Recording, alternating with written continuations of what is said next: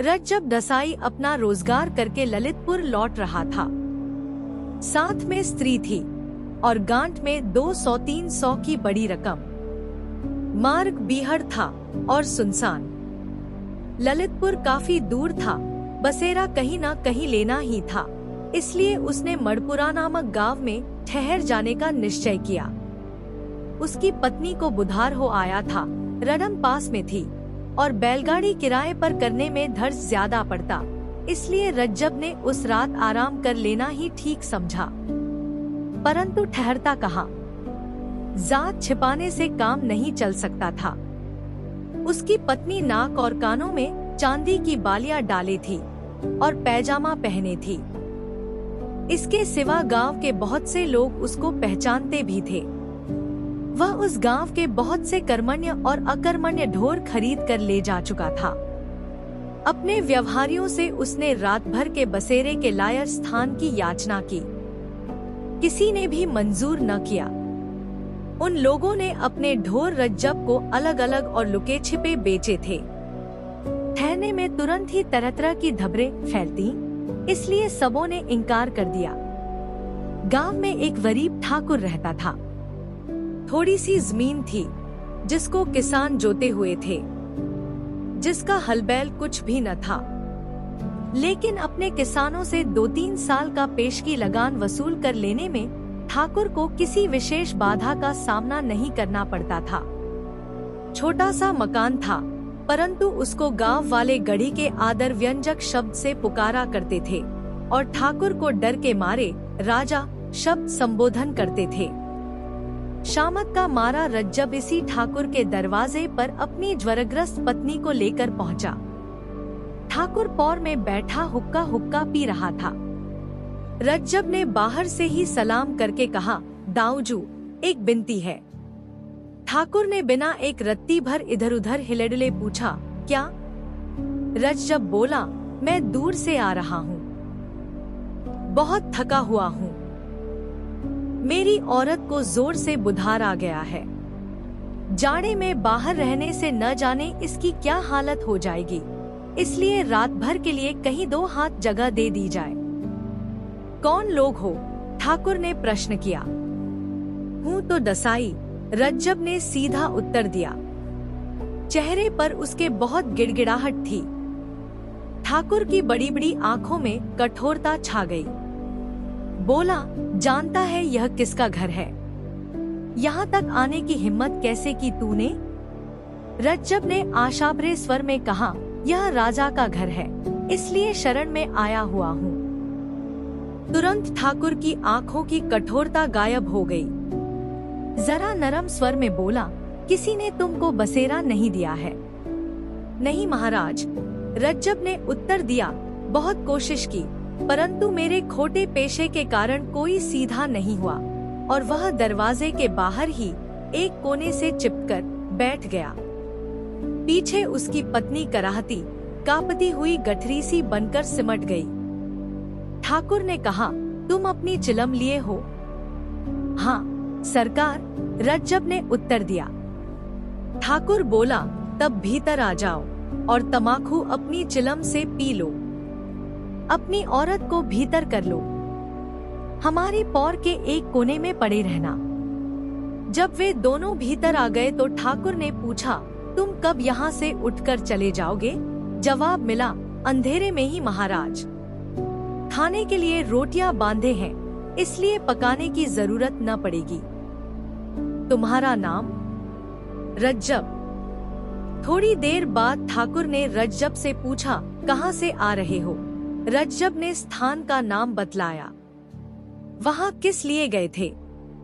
अपने रोजगार के लिए। काम तो तुम्हारा बहुत बुरा है। क्या करूं? पेट के लिए करना ही पड़ता है। परमात्मा ने जिसके लिए जो रोजगार नियत किया है वही उसको करना पड़ता है। क्या नफा हुआ? प्रश्न करने में ठाकुर को जरा संकोच हुआ और प्रश्न का उत्तर देने में रज्जब को उससे बढ़कर। रज्जब ने जवाब दिया, महाराज, पेट के लायक कुछ मिल गया है। यूं ही ठाकुर ने इस पर कोई जिद नहीं की। रज्जब एक क्षण बाद बोला, बड़े भोर उठकर चला जाऊंगा। तब तक घर के लोगों की तबीयत भी अच्छी हो जाएगी। इसके बाद दिन भर के थके हुए पति पत्नी सो गए। काफी रात गए कुछ लोगों ने एक बंधे इशारे से ठाकुर को बाहर बुलाया। एक फटी सी रजाई ओढ़े ठाकुर बाहर निकल आया। आगंतुकों में से एक ने धीरे से कहा, दाऊजू, आज तो ढाली हाथ लौटे हैं। कल संध्या का सगुन बैठा है। ठाकुर ने कहा, आज जरूरत थी। खैर, कल देखा जाएगा। क्या कोई उपाय किया था? हाँ, आगंतुक बोला, एक 10 रुपए की मोट बांधे इसी ओर आया है।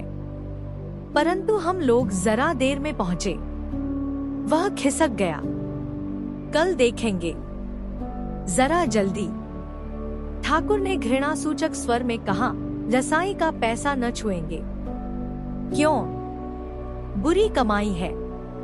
उसके रुपयों पर धसाई थोड़े ही लिखा है, परंतु उसके व्यवसाय से वह रुपया दूषित हो गया है। रुपया तो दूसरों का ही है। रसाई के हाथ आने से रुपया लसाई नहीं हुआ। मेरा मन नहीं मानता, वह अशुद्ध है। हम अपनी तलवार से उसको शुद्ध कर लेंगे। ज्यादा बहस नहीं हुई। ठाकुर ने सोचकर अपने साथियों को बाहर का बाहर ही टाल दिया। भीतर देखा, वसाई सो रहा था और उसकी पत्नी भी। ठाकुर भी सो गया। सवेरा हो गया, परंतु रज्जब न जा सका। उसकी पत्नी का बुधार तो हल्का हो गया था, परंतु शरीर भर में पीड़ा थी और वह एक ददम भी नहीं चल सकती थी। ठाकुर उसे वहीं ठहरा हुआ देखकर कुपित हो गया। रज्जब से बोला, मैंने दूब मेहमान इकट्ठे किए हैं। गांव भर थोड़ी देर में तुम लोगों को मेरी पौर में टिका हुआ देखकर तरह तरह की बकवास करेगा। तुम बाहर जाओ। इसी समय रज्जब ने बहुत विनती की, परंतु ठाकुर न माना। यद्यपि गांव भर उसके दबदबे को मानता था, परंतु अन्य लोकमत दबदबा उसके भी मन पर था। इसलिए रज्जब गांव के बाहर सपत्नी के एक पेड़ के नीचे जा बैठा और हिंदुमात्र को मन ही मन कोसने लगा। उसे आशा थी कि पहर आध पहर में उसकी पत्नी की तबीयत इतनी स्वस्थ हो जाएगी कि वह पैदल यात्रा कर सकेगी, परंतु ऐसा न हुआ। तब उसने एक गाड़ी किराए पर कर लेने का निर्णय किया। मुश्किल से एक चमार काफी किराया लेकर ललितपुर गाड़ी ले जाने के लिए राजी हुआ। इतने में दोपहर हो गई। उसकी पत्नी को जोर का बुखार हो आया। वह जाड़े के मारे थरथर कांप रही थी। इतनी कि रज्जब की हिम्मत उसी समय ले जाने की न पड़ी। गाड़ी में अधिक हवा लगने के भय से रज्जब ने उस समय तक के लिए यात्रा को स्थगित कर दिया, जब तक कि उस बेचारी की कम से कम कपकपी बंद न हो जाए। घंटे 1.5 घंटे बाद उसकी कपकपी तो बंद हो गई, परंतु ज्वर बहुत तेज हो गया। रज्जब ने अपनी पत्नी को गाड़ी में डाल दिया और गाड़ीवान से जल्दी चलने को कहा। गाड़ीवान बोला, दिन भर तो यही लगा दिया, अब जल्दी चलने को कहते हो। रज्जब ने मिठास के स्वर में उससे फिर जल्दी करने के लिए कहा। वह बोला, इतने किराए में काम नहीं चलेगा, अपना रुपया वापस लो, मैं तो घर जाता हूँ। रज्जब ने दांत पीसे, कुछ क्षण चुप रहा, सचेत होकर कहने लगा, भाई, आफत सबके ऊपर आती है। मनुष्य मनुष्य को सहारा देता है, जानवर तो देते नहीं। तुम्हारे भी बाल बच्चे हैं, कुछ दया के साथ काम लो। रसाई को दया पर व्याख्यान देते सुनकर गाड़ीवान को हंसी आ गई। उसको टस से मस न होता देखकर रज्जब ने और पैसे दिए। तब उसने गाड़ी हाकी। 5-6 मील चलने के बाद संध्या हो गई। गांव कोई पास में न था। रज्जब की गाड़ी धीरे धीरे चली जा रही थी। उसकी पत्नी बुधार में बेहोश सी थी। रज्जब ने अपनी कमर टटोली, रकम सुरक्षित बंधी पड़ी थी। रज्जब को स्मरण हो आया कि पत्नी के बुखार के कारण अंटी का कुछ बोझ कम कर देना पड़ा है, और स्मरण हो आया गाड़ीवान का वह हठ। जिसके कारण उसको कुछ पैसे व्यर्थ ही दे देने पड़े थे। उसको गाड़ीवान पर क्रोध था, परंतु उसको प्रकट करने की उस समय उसके मन में इच्छा न थी। बातचीत करके रास्ता काटने की कामना से उसने वार्तालाप आरंभ किया। गांव तो यहाँ से दूर मिलेगा, बहुत दूर, वहीं ठहरेंगे। किसके यहाँ? किसी के यहाँ भी नहीं। पेड़ के नीचे। कल सवेरे ललितपुर चलेंगे। कल को फिर पैसा मांग उठना। कैसे मांग उठूंगा? किराया ले चुका है, अब फिर कैसे मांगूंगा? जैसे आज गांव में हट करके मांगा था। बेटा, ललितपुर होता तो बतला देता।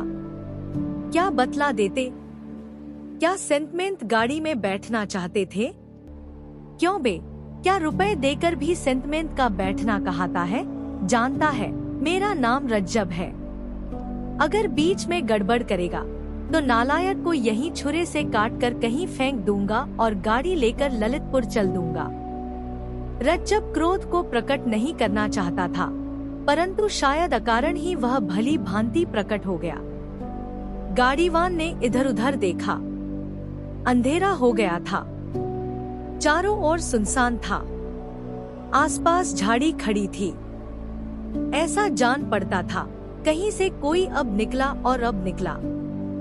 रज्जब की बात सुनकर उसकी हड्डी कांप गई। ऐसा जान पड़ा मानो पसलियों को उसकी ठंडी छुरी छू रही हो। गाड़ीवान चुपचाप बैल को हाँकने लगा।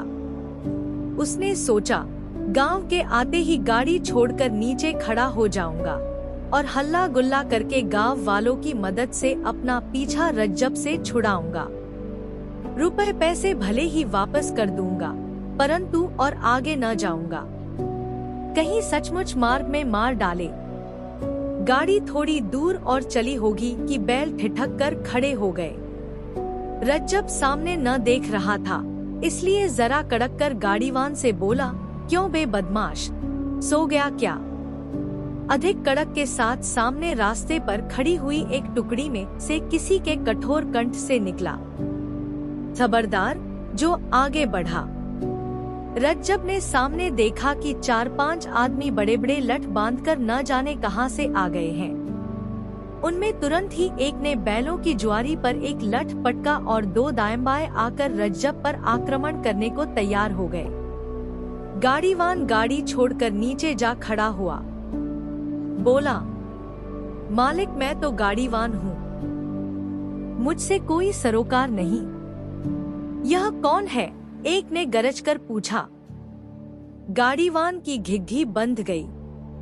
कोई उत्तर न दे सका। रज्जब ने कमर की गांठ को एक हाथ से संभालते हुए बहुत ही विनम्र स्वर में कहा, मैं बहुत गरीब आदमी हूँ, मेरे पास कुछ नहीं है। मेरी औरत गाड़ी में बीमार पड़ी है, मुझे जाने दीजिए। उन लोगों में से एक ने रज्जब के सिर पर लाठी उबारी। गाड़ीवान खिसकना चाहता था कि दूसरे ने उसको पकड़ लिया। अब उसका मुंह खुला। बोला, महाराज मुझको छोड़ दो, मैं तो किराए से गाड़ी लिए जा रहा हूँ। गांठ में खाने के लिए 3-4 आने पैसे ही हैं। और यह कौन है? बतला, उन लोगों में से एक ने पूछा। गाड़ीवान ने तुरंत उत्तर दिया, ललितपुर का एक साई। रज्जब के सिर पर जो लाठी उबारी गई थी वह वहीं रह गई। लाठी वाले के मुंह से निकला, तुम थसाई हो, सच बताओ। हाँ महाराज, रज्जब ने सहसा उत्तर दिया, मैं बहुत गरीब है, हाथ जोड़ता हूँ, मुझको मत सताओ। मेरी औरत बहुत बीमार है। औरत जोर से कराही। लाठी वाले उस आदमी ने अपने एक साथी से कान में कहा, इसका नाम रज्जब है, छोड़ो, चले यहाँ से। उसने न माना। बोला, इसका खोपड़ा चकनाचूर करो दाऊजू, यदि वैसे न माने तो। असाइक साई हम कुछ नहीं मानते, छोड़ना ही पड़ेगा। उसने कहा, इस पर हाथ नहीं पसारेंगे और न इसका पैसा छुएंगे। दूसरा बोला, क्या धसाई होने के डर से दाऊजू आज तुम्हारी बुद्धि पर पत्थर पड़ गए हैं? मैं देखता हूँ। और उसने तुरंत लाठी का एक सिरा रज्जब की छाती में अड़ाकर तुरंत रुपया पैसा निकाल देने का हुक्म दिया। नीचे खड़े हुए उस व्यक्ति ने जरा तीव्र स्वर में कहा, नीचे उतर आओ, उससे मत बोलो, उसकी औरत बीमार है।